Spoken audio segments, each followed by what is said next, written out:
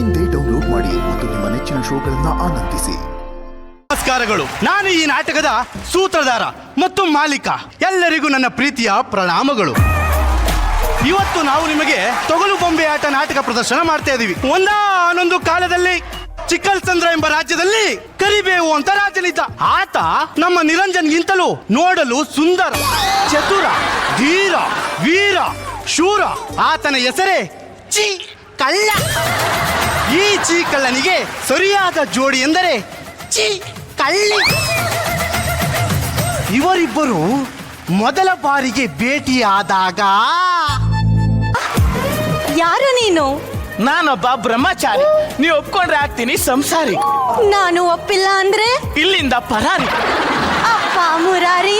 ಊದ ಬೇಡ ತುತ್ತೂರಿ. ತರಿಸ್ಲಾ 2 ಪ್ಲೇಟ್ ಪಾನಿಪುರಿ.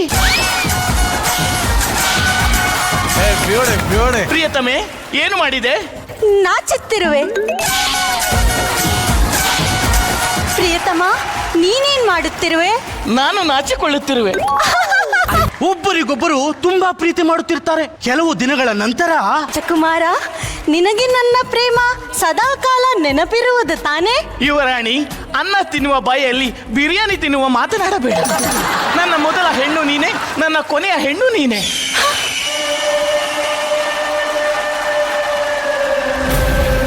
ಅವನು ಬಂದ ಅನ್ಸುತ್ತೆ. ಬಚ್ಚಿಕೋ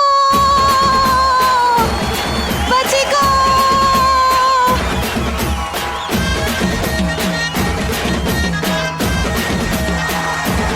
ಯಾರಿವನು? ಇವನ ಹೆಸರು ಕಿರಿಕಿರಿ ಅಂತ. ನಮ್ಮ ಯುವರಾಜ ಶರಣಯ್ಯ ಟಿ ಅವರ ಶಿಷ್ಯ. ಶರಣಯ್ಯ ಎಂದರೆ ಯಾರು? ಅವರು ನಮ್ಮ ಮಾವನ್ ಮಗ. ನನ್ನ ಮದ್ವೆ ಆಗು ಅಂತ ಪೀಡಿಸ್ತಿದ್ದಾರೆ. ಆತ ಮತ್ತೆ ಬರಲಿ. ನಮ್ಮ ಮುಖ್ಯಮಂತ್ರಿ ಚಂದ್ರು ಸರ್ ಅವರ ಮೈಮ್ ಶೋ ತೋರಿಸಿ ಕಳಿಸುತ್ತೇನೆ. ಆತ ನಾನು ಎಲ್ಲಿಗೆ ಹೋಗುತ್ತೀನಿ, ಏನ್ ಮಾಡುತ್ತೀನಿ ಅನ್ನೋ ಎಲ್ಲಾ ವಿಷಯ ನಂದು ಚೂ ಬಿಡ್ತಾನೆ. ಮತ್ತೆ ಬರಲಿ, ನಾನೇನು ಎಂದು ತೋರಿಸುತ್ತೇನೆ. ನಿಜವಾಗ್ಲೂ? ನಿಮ್ಮ ದೊಡ್ಡಪ್ಪ ನಿರಂಜನ್ ಮೇಲಾಣೆ. ಸರಿ, ಇದರಲ್ಲಿ ನಾವಿಬ್ಬರು ಮದುವೆ ಆಗೋಣವೇ? ಇಷ್ಟು ಬೇಗ ಮದುವೆನಾ? ಪ್ರಿಯತಮೆ, ಏನನ್ನ ಮಾಡುತ್ತಿರುವೆ? ಭಯ ಪಡೆಯುತ್ತಿರುವೆ.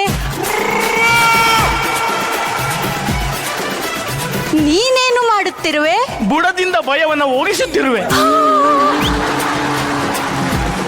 ನೀನು ಬುಡದಿಂದ ಭಯವನ್ನು ಓಡಿಸುತ್ತಿರುವುದನ್ನು ನೋಡಿ ನನಗೆ ನಾಚಿಕೆ ಆಗುತ್ತಿದೆ. ನಾನು ನಾಳೆ ಸಿಗ್ತೀನಿ. ಬಾಯ್.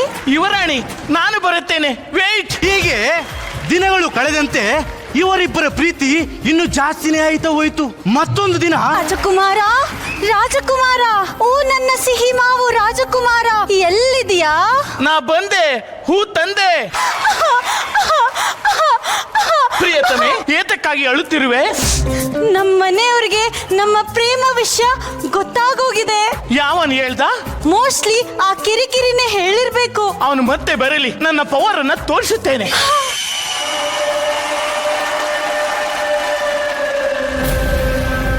ಅವನು ಮತ್ತೆ ಬಂದ ಅನ್ಸುತ್ತೆ. ಬಚ್ಚಿಕೋ ಬಚ್ಚಿಕೋ.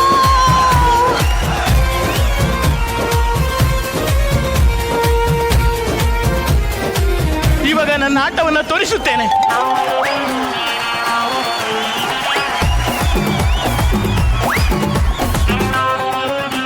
ಎಲ್ಲವೂ ರಾಜದ್ರೋಹಿ, ನಮ್ಮ ಯುವರಾಣಿಯ ತಲೆ ಕೆಡಿಸಿದ ಪಾಪಿ. ನಾನು ಪಾಪಿಯೇ? ಇವಾಗ ಊದುತ್ತೇನೆ ಪೀಪಿ.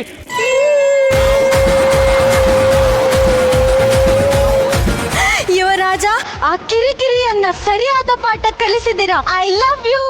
I love you too.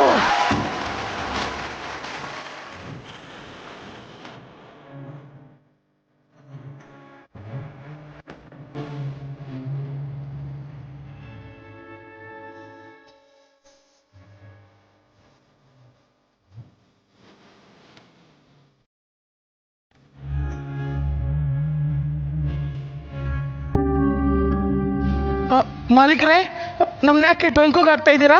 ಸಂಜೆ ಮತ್ತೆ ಶೋ ಇದೆಯಲ್ಲ. ಸಂಜೆ ಅಲ್ಲ, ಇನ್ಯಾವತ್ತೂ ಶೋ ಇರಲ್ಲ. ಇದೇ ಕಡೆ ಶೋ. ಏನ್ ಹೇಳ್ತಿದ್ದೀರ ಮಾಲೀಕ್ರೆ? ನಿಮ್ ಕೈ ಸೋತೋಯ್ತಾ? ಬೊಂಬೆ ಆಡ್ಸೋ ಸೂತ್ರಧಾರನ ಕೈ ಹಿಡಿಯೋರು ಇನ್ಯಾರಿದ್ದಾರೆ? ಮುಂಚೆ ನಾವು ಬೊಂಬೆ ಆಟ ನಾಟಕನ ಪ್ರದರ್ಶನ ಕೊಡಬೇಕು ಅಂದ್ರೆ ಇಡೀ ಊರ್ಗೂರೇ ಜಾತ್ರೆ ಜಾತ್ರೆ ತರ ಸೇರ್ತಿತ್ತು. ಆದ್ರೆ ಈಗ ನಾವೇ ಕಾಡಿ ಬೇಡಿ ನಮ್ಗೊಂದು ಅವಕಾಶ ಕೊಡಿ, ನಾವು ಬೊಂಬೆ ಆಟ ತೋರಿಸ್ತೀವಿ, ಒಂದೇ ಒಂದು ಅವಕಾಶ ಕೊಡಿ ಅಂತ ಬೇಡ್ಕೊಳ್ಳೋ ಪರಿಸ್ಥಿತಿ ಬಂದೈತೆ. ಇಲ್ಲ ಮಾಲೀಕ್ರೆ, ಇನ್ ಸ್ವಲ್ಪ ವರ್ಷ ಪ್ರದರ್ಶನ ಮಾಡೋಣ, ಆಮೇಲೆ ಮುಂದೆ ಎಲ್ರೂ ನೋಡ್ತಾರೆ ಅನ್ಸುತ್ತೆ.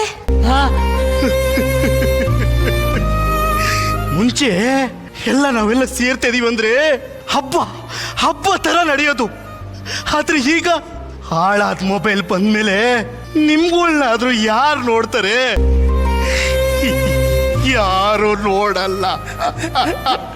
ಮಾಲೀಕ್ರೆ, ಹಂಗಂದ್ರೆ ನಮ್ ಕತೆ ಇವತ್ತಿಗೆ ಮುಗೀತಾ?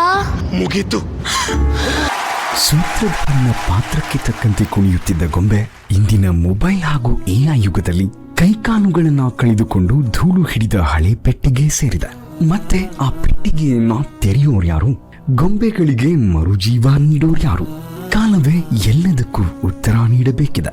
ನಮ್ಮ ಆಶಯ ಒಂದೇ, ಮತ್ತೆ ಬೊಂಬೆ ಎದ್ದು ನಿಲ್ಲುವಂತಾಗಲಿ, ಸೂತ್ರಧಾರನ ಸೂತ್ರದ ಕೈಗಳಿಗೆ ಮತ್ತೆ ಬಲ ಬರುವಂತಾಗಲಿ. ನಮ್ಮ ಮಣ್ಣಿನ ಈ ಹೆಮ್ಮೆಯ ಕಲೆಯನ್ನ ಇಂದಿಗೂ ಜೀವಂತವಾಗಿ ಜೀವಿಸಿಕೊಂಡು ಬರುತ್ತಿರುವ ಕಲೆಗಾರರ ಕುಟುಂಬಕ್ಕೆ ಈ ವೇದಿಕೆಯ ಮೂಲಕ ಗೌರವ ಸಲ್ಲಿಸೋಣ. ಚಂದ್ರು ಸರ್, ಏನು ಹೇಳಕ್ಕೆ ಇಷ್ಟಪಡ್ತೀರಾ ಸರ್? ಮೊದಲನೇದಾಗಿ ಅದ್ಭುತವಾದ ಒಂದು ಬಿಟ್ಟು, ಇದನ್ನ ಕಲ್ಪನೆ ಮಾಡಿಕೊಂಡು ಮಂಡ್ಯರು ಮತ್ತು ಯಾರು ಬರೆದರೋ ಅವರೆಲ್ಲರಿಗೂ ಒಂದು ದೊಡ್ಡ ಚಪ್ಪಾಳೆ ಹೊಡೀರಿ. ಇದು ತೊಗಲು ಬೊಂಬೆ ಆಟ ಅಂತ ರಾಷ್ಟ್ರಕೂಟರು ಮತ್ತು ವಿಜಯನಗರ ಕೃಷ್ಣದೇವರ ಕಾಲದಲ್ಲಿ ಪ್ರಾರಂಭ ಆಗಿದ್ದ ಘಟ್ಟ. ಅದು ದೊಡ್ಡ ಹೆಸರು ಮಾಡಿ ಎಲ್ಲ ಕಡೆಗೂ ಹರಡಿದೆ. ಇದನ್ನ ಬಹುತೇಕ ರಾಮಾಯಣ ಮಹಾಭಾರತ ಪುರಾಣಗಳನ್ನು ಹೇಳೋದಕ್ಕೆ ಬಳಸ್ತಾ ಇದ್ರು. ಆಗ ಇಡೀ ಅನಕ್ಷರಸ್ಥರು ಅಷ್ಟೂ ಜನಕ್ಕೂ ಕೂಡ ಇಡೀ ಮಹಾಭಾರತ ಗೊತ್ತಾಗ್ತಿತ್ತು, ರಾಮಾಯಣ ಗೊತ್ತಾಗ್ತಿತ್ತು, ಅರ್ಥವಾಗ್ತಾ ಇತ್ತು. ಕಥೆಯನ್ನು ಹೇಳ್ಬೇಕಾದ್ದೇ ಇರಲಿಲ್ಲ. ಇದ್ರ ಮುಖೇನ ತೋರಿಸಿದ್ರೆ ರಾವಣ ಹೆಂಗಿರ್ತಾನೆ, ಸೀತೆ ಹೆಂಗಿರ್ತಾರೆ, ಅವ್ರು ಏನ್ ಮಾಡ್ತಿದ್ರು, ಬಾಣ ಬಿಟ್ಟಿದ್ದ ಟ್ರಿಕ್ಸ್ ಅದ್ಭುತ. ಇಲ್ಲಿ ಕೂಡ ಅದನ್ನ ತಂದ್ರಲ್ಲ, ಅಲ್ಲಿ ಬೊಂಬೆ ಆಡ್ತಿದ್ದೋ ಜೀವಂತ ಬೊಂಬೆಗಳು ಬೊಂಬೆಯಾಗಿ ಆಟ ಆಡಿದ್ರಲ್ಲ, ಅದು ಗ್ರೇಟ್ ಆಗಿ ಭಾಳ ಚೆನ್ನಾಗಿ ಮಾಡಿದ್ರು. ಬೊಂಬೆಯ ರೀತಿಯಲ್ಲಿ ಮೂಮೆಂಟ್ಸ್ ಇವೆಲ್ಲ ಕೊಟ್ಟಿದ್ದಂಥದ್ದು. ಆ ದೃಷ್ಟಿಯಿಂದ ಅಚ್ಚುಕಟ್ಟಾಗಿ ಮಾಡಿದ್ದೀರಾ. ಮಾತ್ರ ಬೊಂಬೆ ಆಟವನ್ನು ಇಷ್ಟು ಚೆನ್ನಾಗಿ ಮಾಡೋಕ್ಕಾಗಲ್ಲ. ಆದರೆ ಈ ಬೊಂಬೆಗಳು ಯಾವುದೂ ಕೂಡ ಮನುಷ್ಯರು ಮಾಡೋದಿಲ್ಲ. ಅಲ್ಲಿ ಆ ವೃತ್ತಿನಲ್ಲಿ ಎಲ್ಲ ಗೊಂಬೆಗಳೇ ಅವೇ ಮೂಮೆಂಟ್ಸು ಎಲ್ಲ ಕೊಡ್ತವೆ, ಡ್ಯಾನ್ಸು ಎಲ್ಲ ಮಾಡ್ತೇವೆ, ಹಾಡು ಎಲ್ಲ ತೊಗೊಂಡಿರೋ ಸಬ್ಜೆಕ್ಟ್ ಚೆನ್ನಾಗಿದೆ. ಕೊನೆಯಲ್ಲಿ ಟಚ್ಚಿ ಫೀಲಿಂಗ್ನ ಇದು ನಮ್ಮಲ್ಲಿ ಹೋಗ್ತಾ ಇದೆ, ನಮಗೆ ವೃತ್ತಿ ಹಾಳಾಗುತ್ತದೆ ಅನ್ನೋ ತೋರಿಸಿದ್ರಲ್ಲ, ಅದಕ್ಕೆ ವಿಶೇಷವಾದ ಧನ್ಯವಾದಗಳು. ನಾನಂತೂ ಮುಂಚೆನೇ ಕೊಟ್ಬಿಡ್ಬೇಕಾಗಿದೆ ಇವಾಗ, ಯಾಕೆಂದ್ರೆ ನಾನೇ ಮಾತಾಡೋಕ್ಕೆ ನನಗೆ ಕೊಟ್ಬಿಟ್ಟಿರೋದ್ರಿಂದ ಭಾಳ ಚೆನ್ನಾಗಿರೋದ್ರಿಂದ ಮಕ್ಕಳಿಗೆಲ್ಲ ಚೆನ್ನಾಗಿದೆ ಏನ್ರಪ್ಪ.